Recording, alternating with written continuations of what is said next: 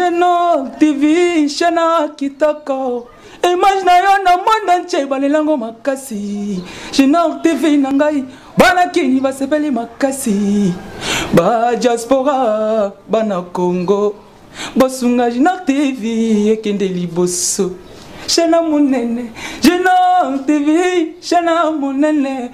Image na yo na monde entier balelango makasi. Genor TV nangai bana Congo basepeli makasi. Bana kini chaîne oza pona bino.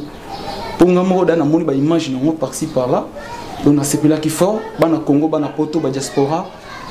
Bo s'abonner na chaîne na bino Genor TV, mingi ko lobezati. Boki eza Genor TV, bo s'abonner massivement, bo soutenir Genor TV, bo soutenir sous manager d'Abisso Franck Ojivadol il est pour naba initiative. Genor TV.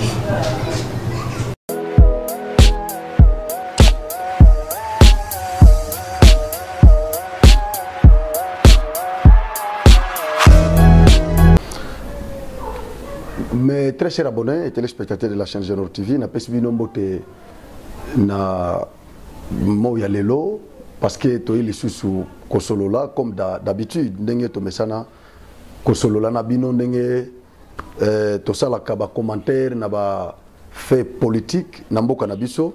Vincent Karega wazalaki ambassadeur ya Rwanda accrédité na Congo oyo to ko bengana awa récemment auti kozala accrédité na Belgique comme ambassadeur rwandais. Tokomeka ko sala analyse parce que na minute oyo bandeko tango bozomona de temps en temps tozo ya na ba émission na biso nyoso kombo Rwanda eza na munoko. C'est parce que musalo toza nango sikoyo eza ko landa Rwanda de pas à pas. C'est comme les Rwandais banda kala biso zaki distrait. Ba Rwandais banda ko landa biso de pas à pas. Ngai na fréquentaka Rwanda, nakenda Rwanda, tina Kigali, je connais les Rwanda. Na Rwanda na ba hôtel nyoso, toutes les filles là nazo bisa bandeko ba congolais o bakenda ka Rwanda o ba yebi réalité mboko na te. Toutes les filles o bozomona na ba hôtel na ba resto, ba nini tout ça. Mingi baza na service sécurité, service de renseignement ya Rwanda.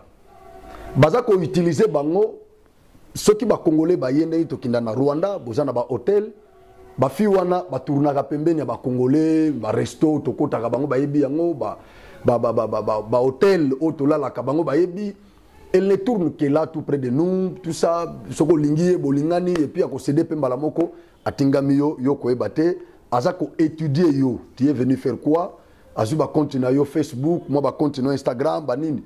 Il faut que ayeba oye ko sala nini na mboka na bango, tu viens d'où, au Congo tu fais quoi, au sala kanini na Congo, qui t'entoure au Congo, au fréquenta kabanani, nyonso wana alo so ba découvrir que oza na milieu politique, balandi profil ba moni vraiment que non, oza politicien, Nathan Kabila surtout, oza opposant, ba bando filé yoti, so ba moni que non, oza mutumo suspect pas ba enlever ba kenayo.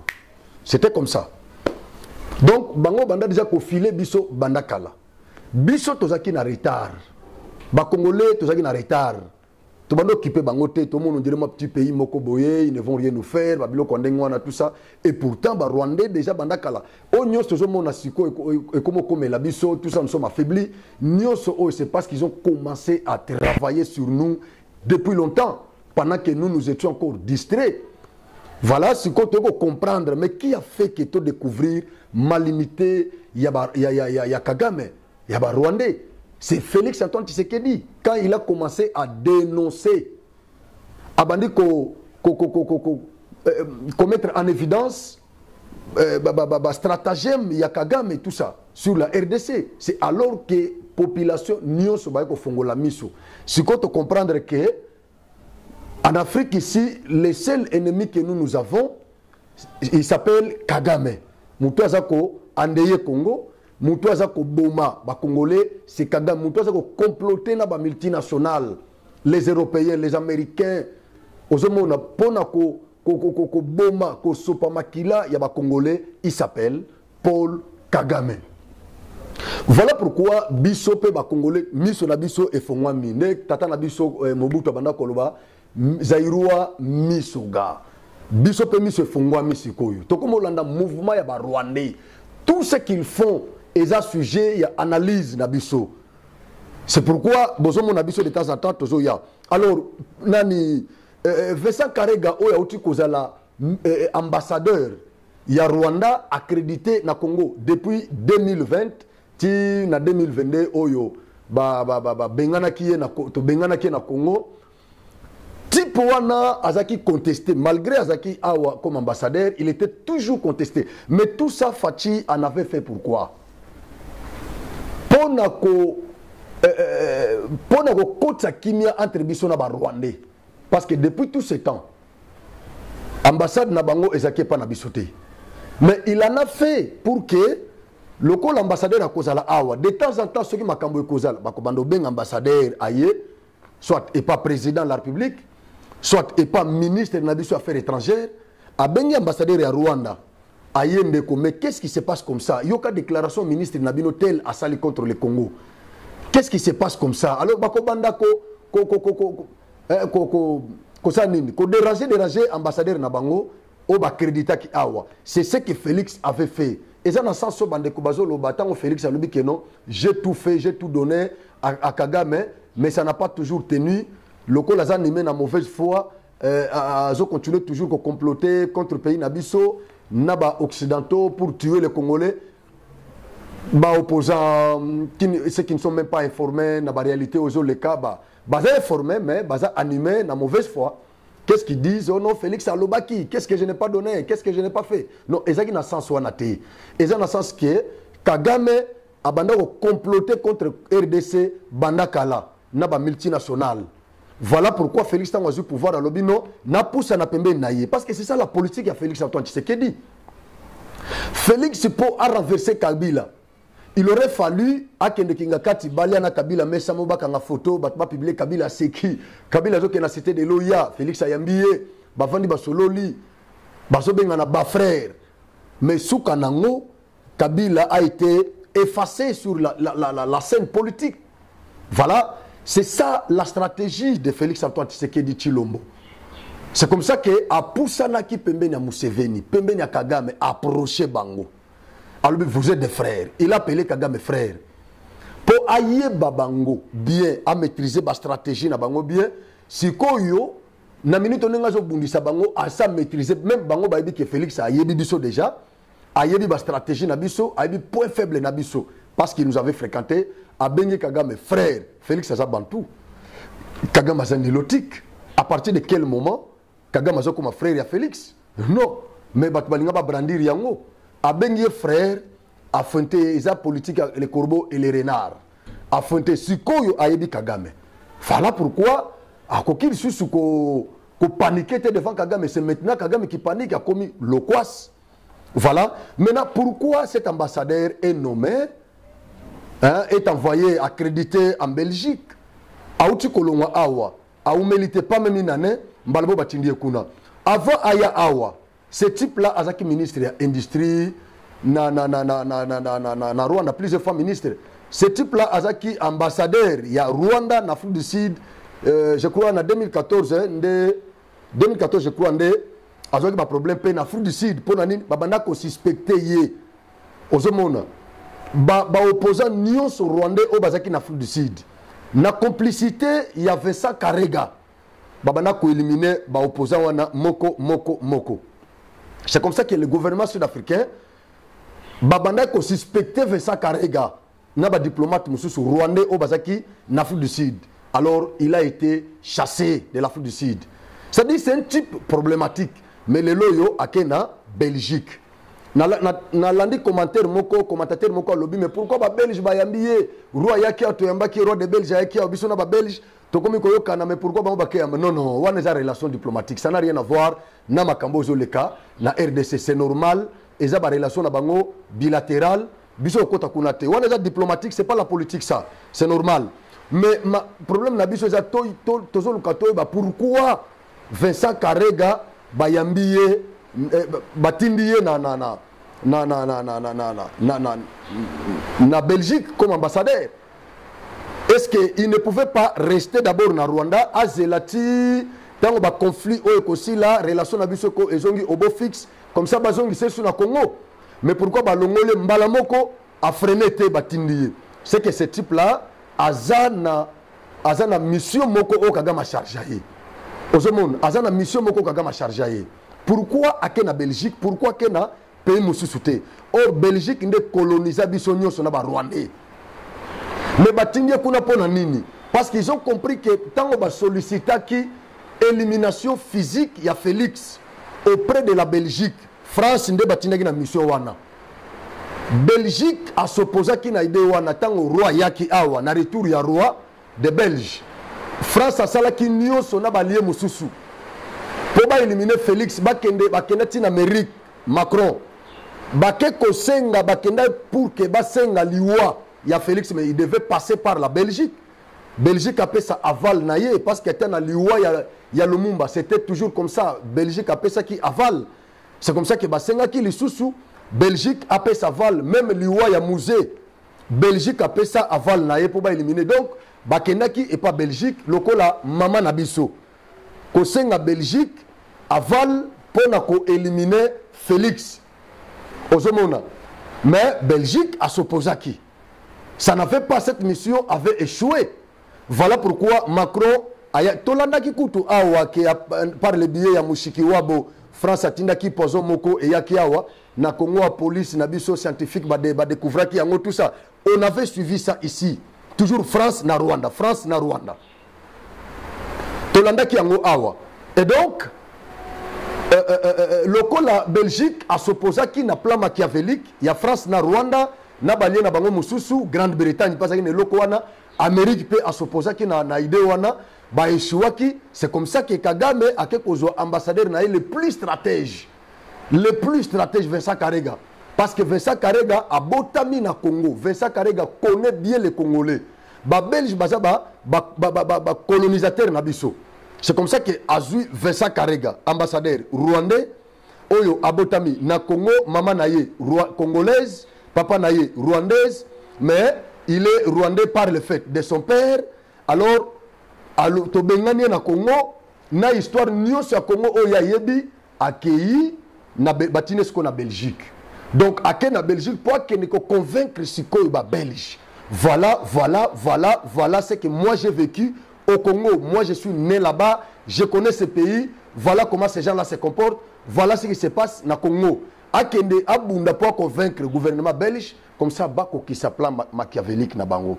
Mais je crois que ça ne va pas réussir parce que Belgique peut ndenye France à se réconcilier na Rwanda, ndenye peut Belgique à se réconcilier na RDC, na libozo na makelele wana, mbulezo menacé. Tous na plateau en pleine émission, vous les ont menacés, moi j'ai 4 émissions exactes. Alors vous supportez moi makelele no bozo kana na libanda eza makelele yambula. Donc Vincent Karega accréditation na Belgique comme ambassadeur rwandais, c'est vraiment stratégique. Yango tango tozo ya koloba makambo oyo eza pona ko éveiller conscience ya peuple congolais. To comprendre plus Rwanda baza commenter ma stratégie plus biso pe tozo ya ko dévaler yango parce que toza na ba source belé ya information tozo ko dévaler yango tant tozo dévaler yango eza pona ko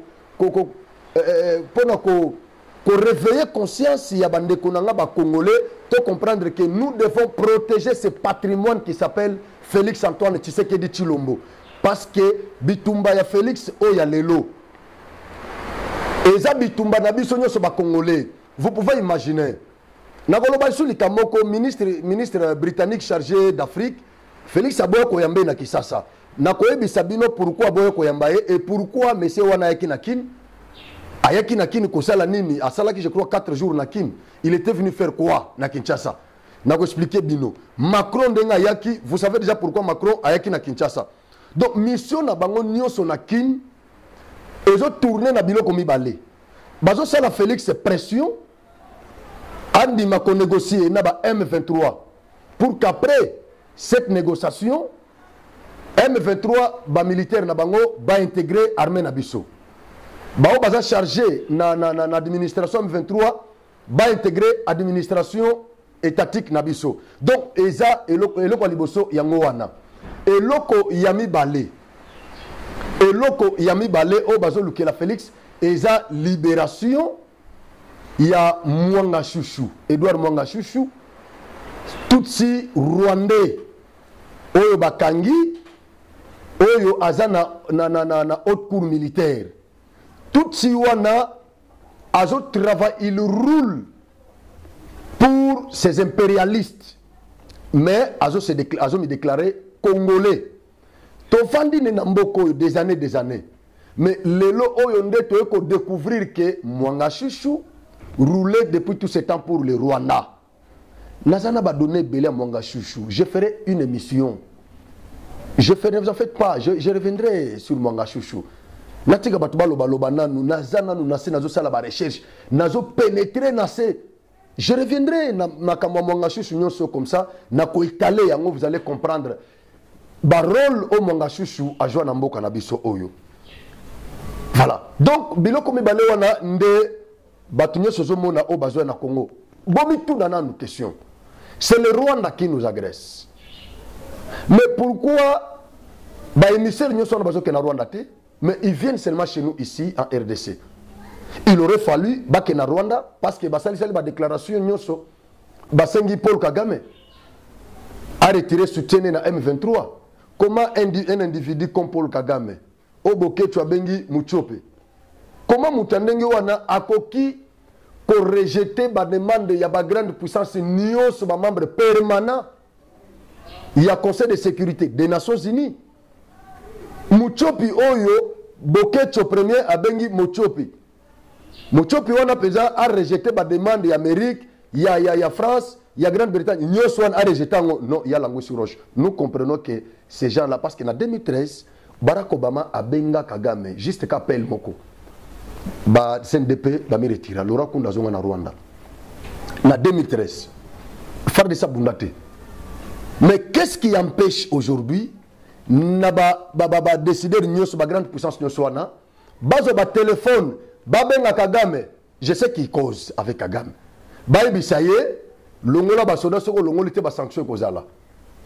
Pourquoi ils ne le font pas et qu'est-ce qui les empêche? Félix Sayebisi Macron tango yakiao. Pourquoi vous ne sanctionnez pas le Rwanda? Pourquoi cette léthargie? Pourquoi cette nonchalance dans les chefs de ces grandes puissances? Pourquoi? Entre-temps, les Congolais sont en train d'être tués chaque jour, comme des fourmis. Mais ces gens-là ne disent absolument rien. Bisson a média. Interpeller Bango Nassas Nyoso. Nous avons interpellé ces gens-là, les décideurs du monde, les grandes puissances là. On a tout dit, on a tout fait. Ils font toujours sourd d'oreille.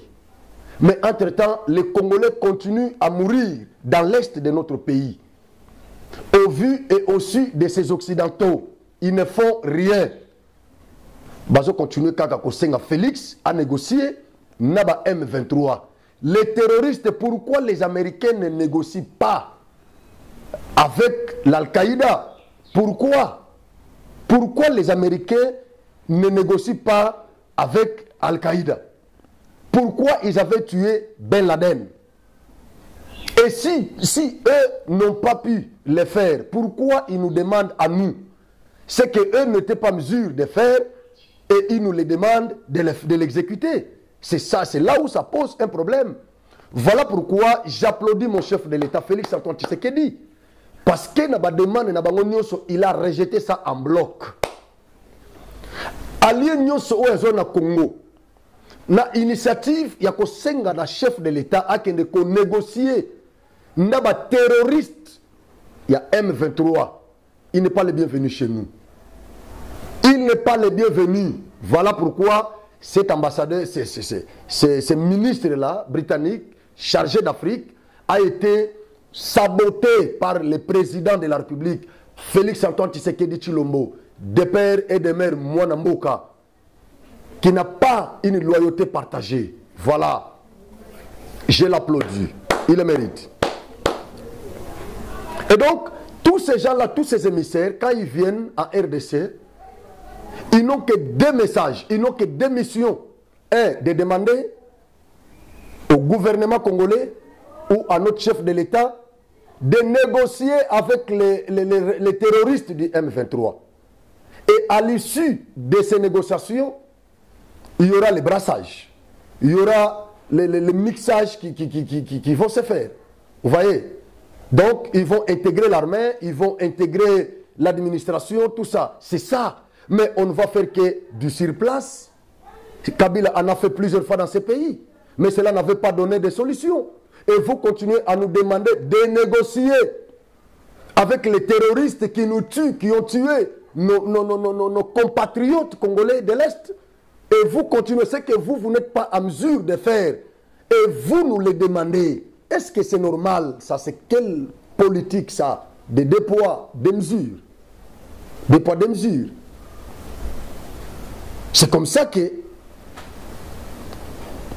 cet ancien ambassadeur du Rwanda à RDC a été accrédité en Belgique, chargé d'une mission de convaincre le gouvernement belge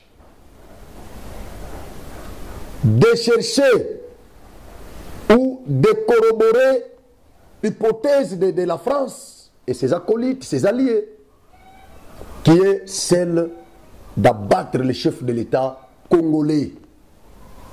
C'est la mission que ce type ici est allé accomplir en Belgique. Parce que depuis tout ce temps, la Belgique s'opposait toujours à cette idée d'éliminer le chef de l'État congolais.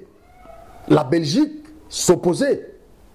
C'est comme ça que le Rwanda a envoyé ses petits ambassadeurs là-bas pour qu'il aille convaincre la Belgique, parce que ce monsieur nous connaît, il est né ici en RDC, il est d'une mère congolaise et d'un père rwandais, comme il nous connaît très bien, c'est comme ça qu'il a été envoyé là-bas. Nous avons découvert ça. Je viens de vous dire tout à l'heure que le ministre britannique chargé d'Afrique était ici chez nous en RDC. Dans leur agenda,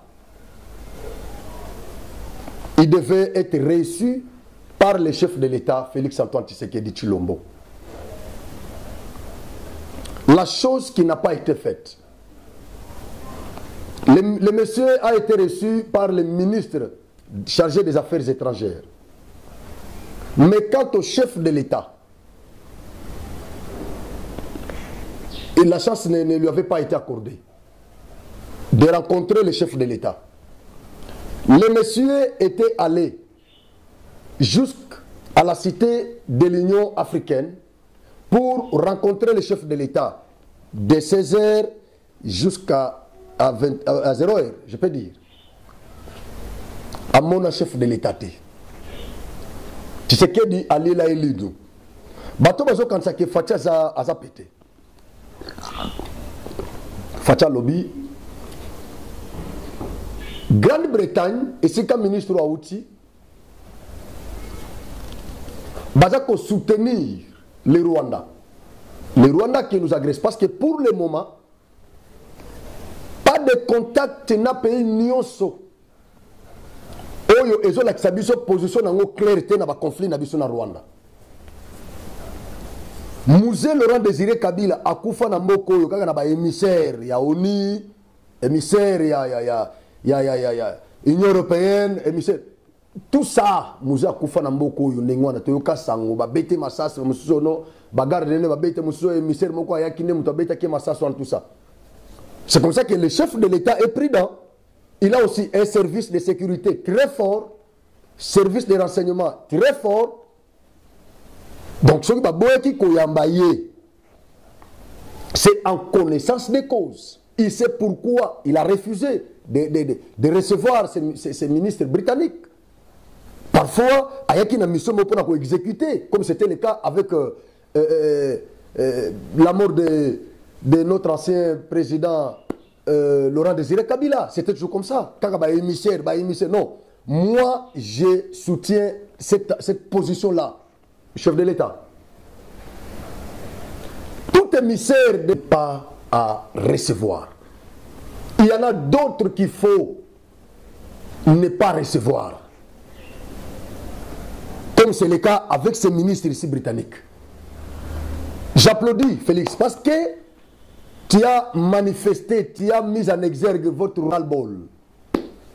Bango, va comprendre que RDC Zalsusu ya Kalato to bandaki to lobi boye Kabila lengi to lobi ba lengi te. RDC essaie de changer. C'est comme ça que Londres commence à protester la fermeté bien en place à Kinshasa. Ils ont compris que Félix est devenu ferme.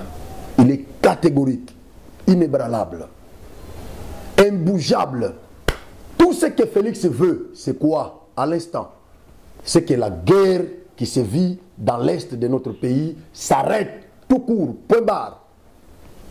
Oh, contact, oh non, non, ils vont les distraire, ils ne vont rien faire. Félix a compris que ces gens-là continuent à soutenir l'agresseur de mon pays. Je donne raison à Noël Tchani. J'en profite pour vous dire, vous demandez de soutenir la proposition de Tingi Pouloulou ou le projet de loi Noël Tchani. Soutenez ça, Congolais. C'est ça la preuve. Quand vous avez un président qui n'a pas une loyauté partagée, il va se donner pour la RDC, pour sauvegarder l'intégrité de la RDC. Voilà. Il a rejeté ce ministre-là. Et Londres commence à protester, commence à pleurer. Que Félix est devenu ferme, Félix ne collabore pas, Félix est... Voilà. J'applaudis, je suis très content de ça. Je suis très content. Congolais, réveillez-vous, l'heure est grave. Réveillez-vous. Les opposants commencent à nous amener dans l'élection. Oh non, il faut élection là. Qu'il pleut, qu'il neige, il doit y avoir des élections. Or, eux-mêmes ne sont pas préparés pour cela. Ils ne sont même pas préparés pour les élections. Parce que Babanda Osenga Awa, dialogue, ils ne sont même pas préparés pour ça. Alors ne vous en faites pas. Élection, oui, je suis d'accord. Mais il y a un piège. Occidentaux, ils continuent toujours à piéger d'ici. Parce que souci na bango, ils ont balkanisé Kaka RDC. Ils tiennent vraiment mordicus. Ils en tiennent mordicus. Souci na bango, ils allaient balkaniser Congo. C'est ça leur souci. Balkanisation n'est que ça les makoté mususuté na ba province oyo eza assorti na ba minéraux. Oza ko sala que Congo eza la considéré comme un scandale géologique. Moi ba province wana ngande miso na bango eza kuna na ba province wana.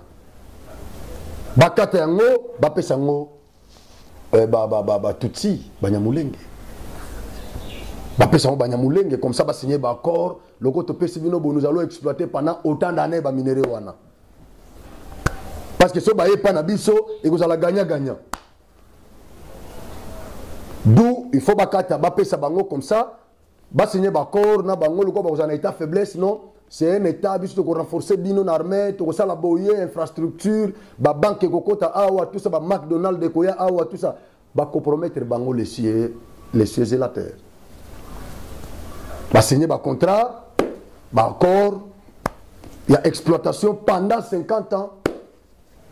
C'est ça. Alors, il faut changer. Stratégie.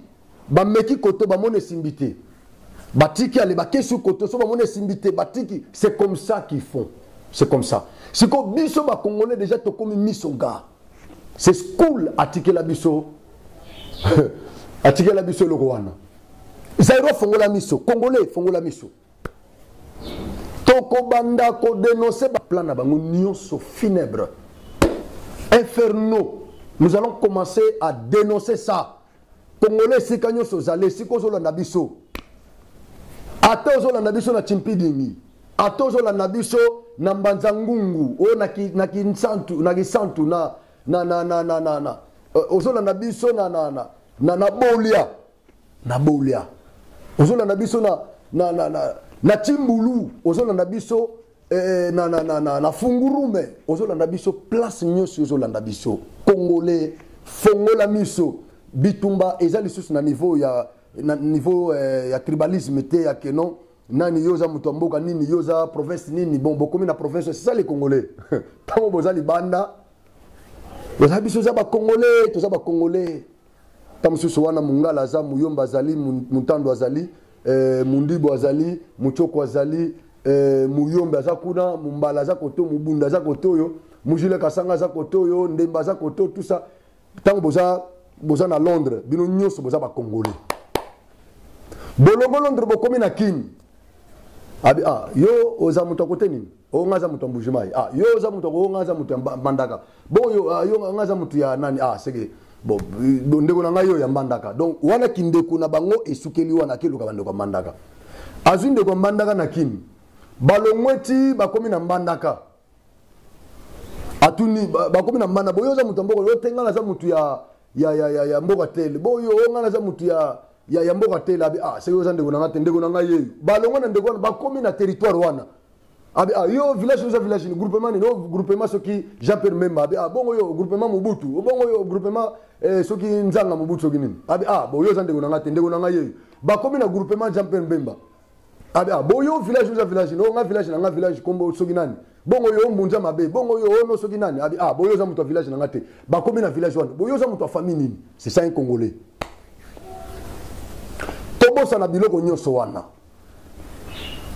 na minito to kangama pour na sauver RDC to sauver RDC bande ko na ngai to kangama to sauver RDC l'heure est grave plan mokozo salema toza wa concentrer na ba élection oui c'est bien bon j'applaudis élection za malamu c'est constitutionnel mais c'est nous-mêmes qui avions voté par voie de référendum cette constitution. C'est une loi congolaise. Mais piège moko ezali. Yo talaka tozo préparer ba élection, batake bunagana, bakangi bamboka mususu, M23 kangi koto tout ça. Batona bazo cha makelele, ba occidentaux, ba cha makelele, Rwanda zo CDT, baza wana toujours. Plein zanim. Bazo massacrer ba autochtones. Bakima kana bamboka na bango nyonso wana ba village wana bazo kima bazo kina bazamba bakena na Goma bamusuba ke Beni bamusuba ke soki wapi tout ça bamusuba ke Ituri ba village wana soko tali Banyamulenge bango bazo kima te ba M23 tango bazo sala massacre wana il protège Banyamulenge bazo protéger Banyamulenge mais les vrais Congolais bakolo mabele wana bangonde baza siku musu na Uganda mususu baza kotoyo mususu baza siku wapi et tango Banyamulenge bazo tikala bango baza ba nilotique bazo loba Kenya Rwanda butu Banyarwanda musu bazo longa na Rwanda ba nilotique musu bazo kota na Congo parce que ba morphologie na bango ezaka ndenge moko moya ko distinguer bango ezati et tango bazo kutana ba se mélanger tango bazo se mélanger ba comme loko moko moya ko découvrir que oyaza Nyamulenge oyaza Nyarwanda ezate parce que bazandenge moko bazolo baba langue moko siko bazo koma ebele na bamboka wana baoya biso baketelengana muso bakena Uganda bako ba réfugié bakomi na charge ya UNHCR bakendo tongela bango babashi na bazamba bakendo pesa bango baloso bana muso bazo kufa kwa shokor UNHCR akomi ko landela bango parce que bakomi na charge ya ONU ba réfugié mais Banyamulenge bango batikali na mboko wana na butu ba Rwandais bazokota ces gens-là ne vous parlent aucune de nos langues Chiluba ba ebité lingala ba ebité lingala na longola Chiluba lingala ba ebité Swahili na bango eza ya biso te. Eza mélangé na Kinyarwanda. Tango bako koma plus bazo kota plus pe bazo koma ebele. Baza ko se proliférer. Bazo occuper bamboka wana et puis communauté internationale azo tanga bango ka ke population. Tango bazo lo ba population, bango pe bazo tanga bango comme population. Tango ba aider zoya, bango pe bakozala aider. Yango na senga ki la fa passer na banyamulenge. Bozo lo ba ke boza bandeko na biso ba congolais. Mais loyauté na bino eza partagée. Mais tango sko bozo attaquer Noël Tchani sur base de quoi? Ça m'énerve par moment quand je vois des vrais Congolais. De vrais Congolais, on appelle Daniel Safou, azo fongolambo mamiso. Daniel Safou, azo menacé tout un régime. Alors, ce qui loi Tchani est passé na 8 heures. Surtout comme 9 heures, le régime s'est tombé. Ah, Daniel Safou, principe, il y a séparation des pouvoirs. Oui, bien noté. Nous avons quel régime? C'est semi-présidentiel. Est-ce que Moutoko voté Lowana, c'est le chef de l'État et son gouvernement? Non. C'est une initiative d'un Congolais libre. Ayant tous ces droits subjectifs. Et il peut les exercer à tout moment qu'il veut. Il est conscient. Tchani est conscient. Il a pris cette initiative pour sauvegarder l'intégrité de notre pays. C'est ça. Mais quand je vois un député national,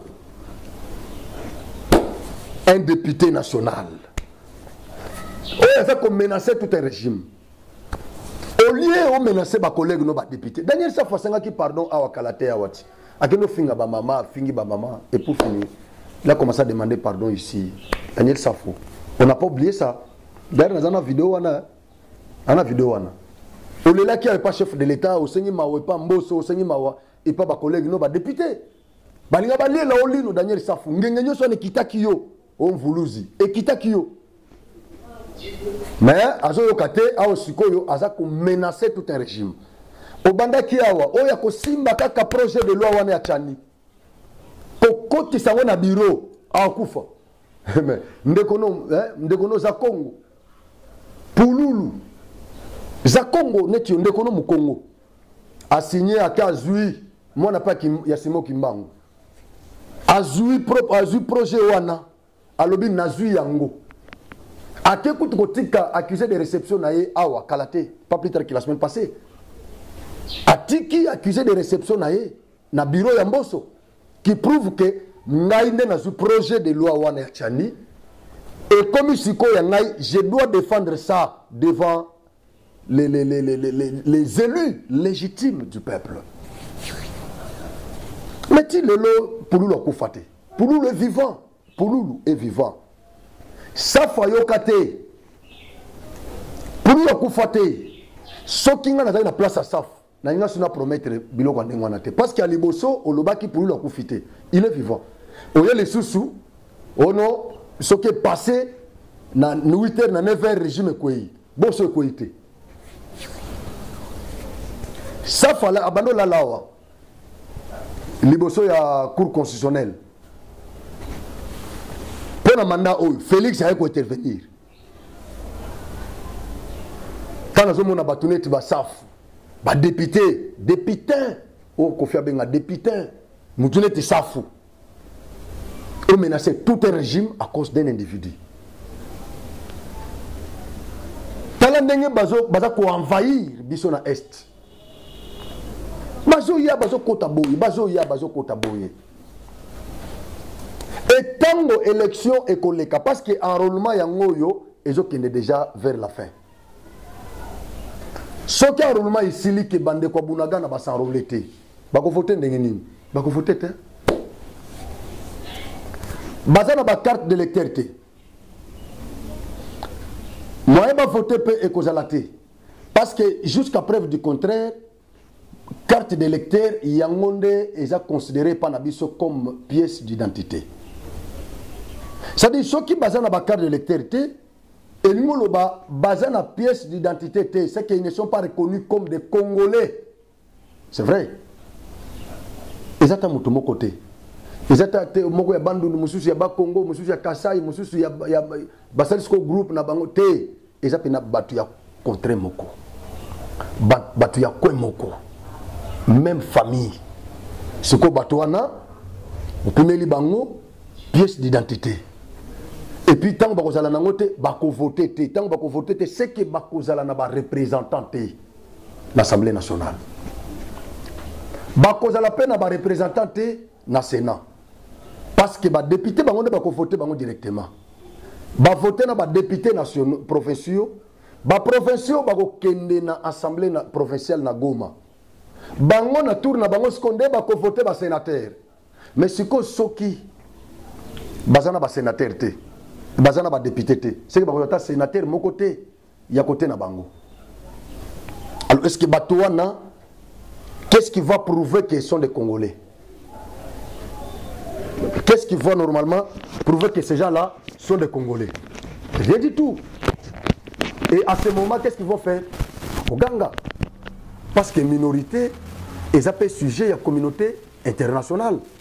Babi mais biso siko ni na Rwanda toza na identité à Rwanda te, ni ya Congo toza na ngote siko toza ba nani. Ils sont patrie. Communauté internationale à côté la wana. Bakati Congo, bapesi bango, Tanganyika, Nord Kivu, Sud Kivu, Maniema, Bakebo, bapesi bango état na bino ngwana. Or eza ba province eza bourré na ba richesse. Mais bakopesa bango yango, biso bakongo tezaka ka non Fayulu lobby, non Félix non. Congolais fongola miso. L'air est grave. Tant que Zomona et le Konaloba il a fait passer, blocoyo et se mettre en place. Blocoyo et se mettre en place. Donc on a mis une feuille de route par ces blocs-là, une feuille de route en place par ces blocs-là. Il y a 3 pays RDC, Afrique du Sud, na Angola. Ils ont mis sur pied cette feuille de route pour une coopération stratégique et durable. Stratégique et durable. Et Bakozala focalisé la situation sécuritaire et RDC. Pourquoi ces blocs-là va se constituer dans le moment où RDC a totalement, pas totalement, mais partiellement menacé, agressé. Or, tripartite Oyo et Banda, en 2013, j'étais à Luanda à l'époque. Jacob Zuma, Joseph Kabila, Bayana Luanda, Bayamba qui pas José Eduardo. J'étais en Angola. Mais la fois passée, on avait saboté ça parce que Jacob Zuma banda ko luka ko zakura na biso inga tout ça biloko ndengwa na siko fala benda Kabila bo parce que na Congo isimba kité ba Congolais déjà bazaki fâché contre Jacob Zuma yango wana mais sikoyo ba iko recadrer ba objectif na bango eloko wana ezo caché eloko moko très capital. Ils ont compris que nous sommes des Bantous. Batouane à Est, wana nyonso baza mingi baza banilotique.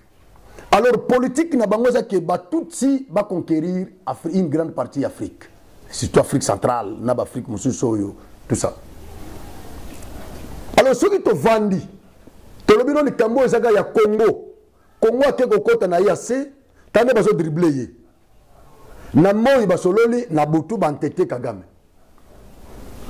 Jean Lorenzo a Ebissa Félix sans mâcher les mots. A Ebissa Félix, l'Ongwana EAC. C'est un chef de l'État. A Ebissa Félix, l'Ongwana EAC. Et l'Okwana Bazako Lekisolo Ta. Alors, Bangwa Chama est dans mon côté. Et après, à atindi basoda na ye na RDC en tant que médiateur chargé na Union africaine na ba conflit ya Congo ba sobreso les entrebiso na ba Rwandais amoni ke bande ko na baza ko dribbler RDC. C'est comme ça que atindi sikoyo contingent na ye ezalela wana total siko côté baso kende soki kaka basalie na forces armées congolaises ba déclencher siko guerre. Angola pour le moment c'est un allié crédible malgré na oki bande konanga ya Maniema baza ko s'opposer na plan oyo ba mettre en place pona ko yamba bango ba angolais bazala kuna bacha base arrière na bango na Maniema alors ba démobiliser nyoso ya M23 bake na bango na Maniema kuna après ba Lucas Konde nini ba ko panza bango po ba ko tala siko yo zana ni Rwandais ale batindi ya parti Maniema ke na Rwanda yo zana ni Congolais le longo ke na bandundu pa na bino jape ona za mutu ya bandundu mboka na yo masimanimba le zonga na masimanimba yo za mutu mboka ni nonga za mutu ya Chimbulu ale zonga na Chimbulu ndeba osande ngwana malgré bandeko ya Maniema baboyi mais siko so boboyi Tanganyika pe baboyi Bukavu baboyi mais tokotika siko bandeko na biso na Kivu bakonyo kwama parce que Kasai eza musika ba Congo eza musika Mbandaka eza musika eza kabino nde boza pembeni baboyi yango donc bloc wana ba mettre ngo en place pour que babare route na batutsi na plan na bango machiavélique il y a conquérir une grande partie de l'Afrique. Parce que ceux qui basu Congo, qui va éliminer Félix Tshisekedi, ba tout si ba occuper Congo, ba kocha mutu na bango. Neti ils ont un exemple quand neti muto yo député azo samba oyo, Monga Chouchou. Qui savait que mutu wana rouler pour Kagame? Mutu te, ba koza c'est quoi ça yé moko te bazé belé, ba koza ka Monga Chouchou, ba kambiki libinoye. Président de la République à Congo nani Mwanga Chouchou. Tolanda qui na interview moko salgi na Rwanda. Il a dit ça. Abina zana ambition ko koma président ya mboka wana. Aibisi ba tout albino bino il faut bokende ko éduquer ba congolais. Voilà. Alors bino soki na komi président, la première des choses que je vais faire c'est quoi? Tondima congolais à la tana double nationalité. Yoka ba réflexion na bango déjà man. Mwanga Chouchou o bazo sambisa oyo. Et donc, on a la Congolais face à la double nationalité. Donc, bino nyoso beaucoup na nationalité congolaise. C'est quoi besoin combattre la loi et Noël Tchani. Vous avez bandogité. Vous avez bandogité vraiment. Vous pouvez singa kanda. Nous avons pas mola bino nyoso besoin la nangai. Vous partagez lien. Et ça qui ne connaît bino Franco Osvaldo. Na qui pona ko solo la comme d'habitude na bino. Biso toyaka pona ko éveiller conscience ya ba congolais, c'est tout ce que nous faisons. To ke ko fouiller, to moni que non, il y a un plan au bazo sala kuna, to yenango. To étaler yango siko na ba congolais, ba konga bien, njoka déjà ki boya non, na ola la supongité. C'est ce que nous faisons. De cause la nangai, zo lien kabolela yango bande ko mususu. Bo s'abonner na Genor TV massivement. Bande ko nyoso ba kolanda biso na ba radio. Boluka biso na YouTube okomika ka Genor TV okozwa biso olandi biso o s'abonner o liker o partager lien comme ça message ou ba information et comme la ba congolais ebele c'est comme ça que yo peut ko servir mboka na yo biso tozo loba yo za ko partager oza ko s'abonner oza ko liker ouais je peux moi mpata isa o tena poche obimi so pesi. Comme ça, staff sur Genor TV, bah mon appel moyen pour chat à moi méga, bah mon moyen pour foutre à moi transport, ce n'est pas mauvais. Mais pour le moment, tout s'arrêter à wa. Tout le monde merci Nabino Nyonso. Obo pesa ibiso confiance à Kolanda biso. Exactement que tout l'équipe noté. Tant mususu ozana boye bikoleka biso mais ndambo biso to yaki nango yango wana na ba révélation mususu to zoaki pour na ko partager Nabino. Merci nandengi bolanda ki biso du début jusqu'à la fin, mais partagez le lien. Merci merci la caméra humaine traditionnelle. Naomi Mimpe, mutaza na matériel kuna, mutaza ko ambrier babilo ko na kuna pour que tout le monde en ait toza ko mona. En tout cas, merci Nabino Nyos.